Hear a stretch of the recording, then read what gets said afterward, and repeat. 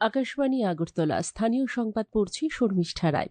প্রধানমন্ত্রী নরেন্দ্র মোদী ঘানা এবং ত্রিনিদাদ ও টোবাগো সফর শেষে আজ ভারতীয় সময় অনুযায়ী ভোরের দিকে দুদিনের সফরে আর্জেন্টিনার রাজধানী বুয়েন্স আইরেসে পৌঁছলেন।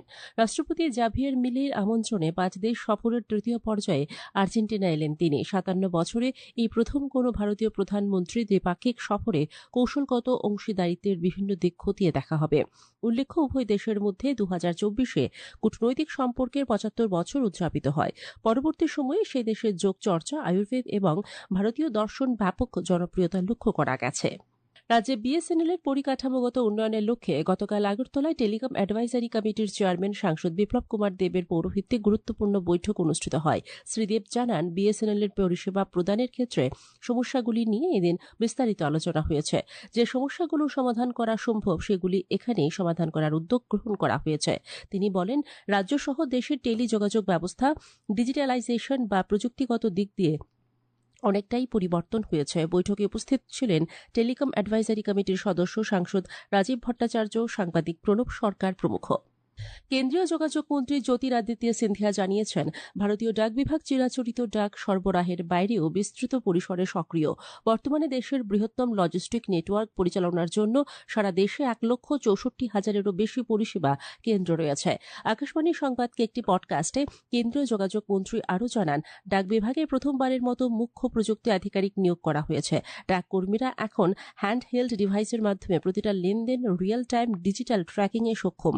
তিনি বলেন, খুব শীঘ্রই জিও কোডের ঠিকানা ব্যবস্থায় ডিজিপিএন চালু করছে ডাক বিভাগ। এর ফলে দেশের সবচেয়ে প্রত্যন্ত ও সুনির্দিষ্ট ঠিকানায় বিভিন্ন ডাক সামগ্রী দ্রুত পৌঁছে দেওয়া সম্ভব হবে।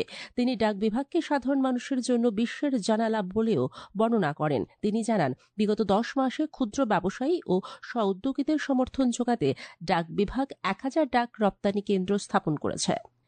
আজ জগন্নাথ দেবের পুনঃ রথযাত্রা উৎসব বা উল্টো রথ এর মধ্য দিয়ে শেষ হবে 9 দিন ব্যাপী রথযাত্রা উৎসব।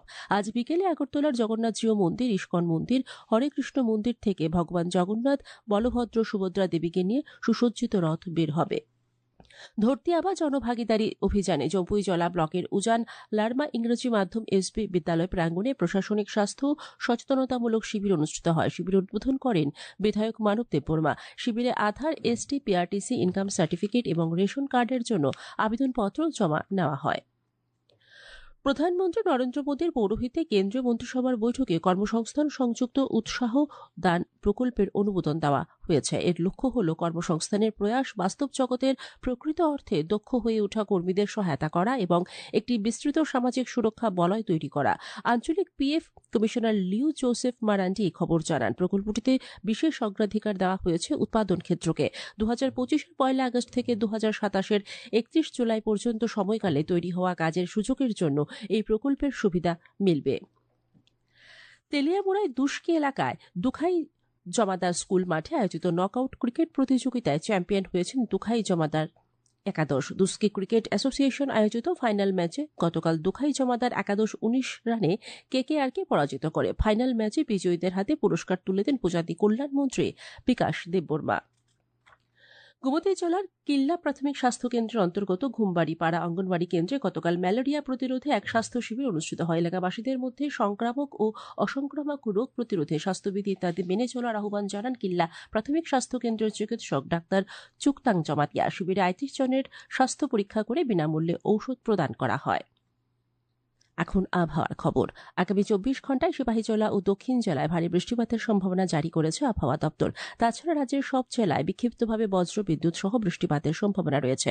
আজ দিনের সর্বোচ্চ তাপমাত্রা 32 ডিগ্রি সেলসিয়াস এবং সর্বনিম্ন 26 ডিগ্রি সেলসিয়াসের কাছাকাছি থাকতে পারে। এখনকার মতো স্থানীয় সংবাদ এখানেই শেষ হলো। পরবর্তী বাংলা স্থানীয় সংবাদ প্রচারিত হবে আজ সন্ধ্যা 7:55 মিনিটে।